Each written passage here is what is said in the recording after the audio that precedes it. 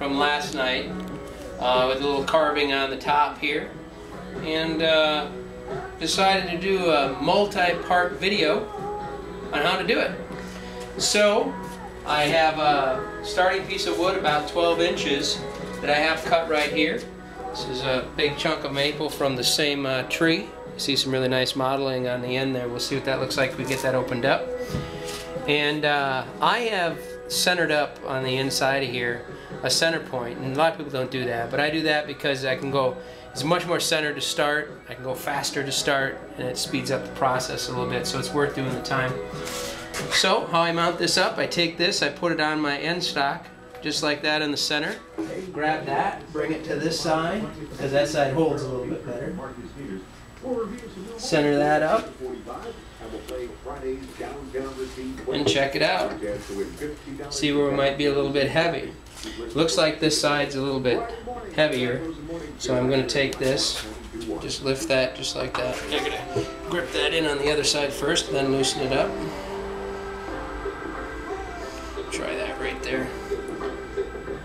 That's better. That's better.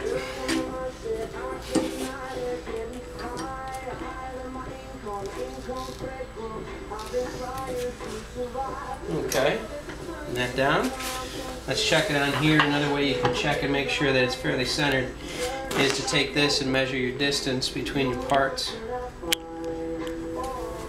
That looks pretty good, pretty even on all of them, on all the sides, so we're ready to go.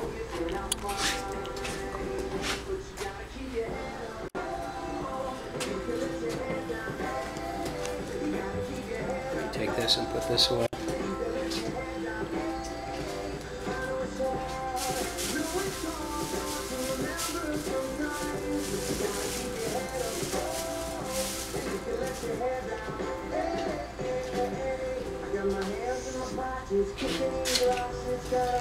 Okay, first thing I'm going to do is rough this out with my 5/8 roughing gouge. And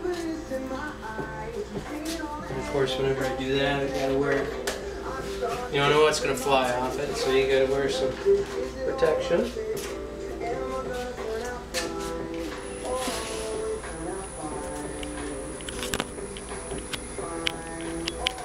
It's because I centered it up and made that X on both sides. I was fairly centered and then kind of went from there. I can start out at about 600 RPM right away. That's pretty decent. Chisel cuts.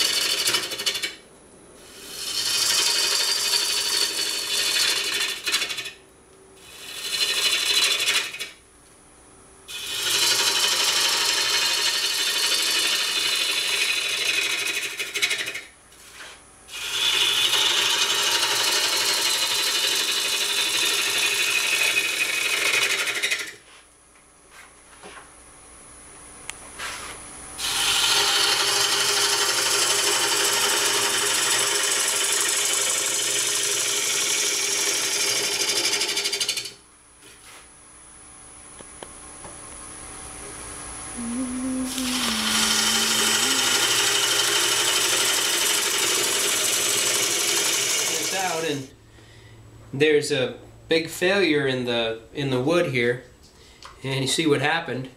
This whole big side, as I was working on the bottom here, this whole big side here probably weighs a pound or so because it's all wet and everything. That thing just flew off of me and flew back here, and so that's why you wear safety on your face so you don't get smacked.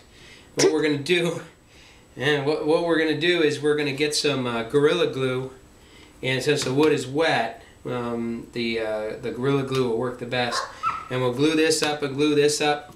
We'll clamp this down and we'll get back after it. Hey guys, it's Urban Turner back again, and here's our piece that we had that was split apart. And what we did was we took off this side here that, well, this side actually broke off, and we epoxied that side back on. And then you see on this part here, what I did is I took some olive wood and routed that out with the zip saw. So about 1/8 of an inch route on each side, and just put some stitches in. And this is our basic shape that we have. We're going to just do some completing on the surface there, and we'll go on to the next step.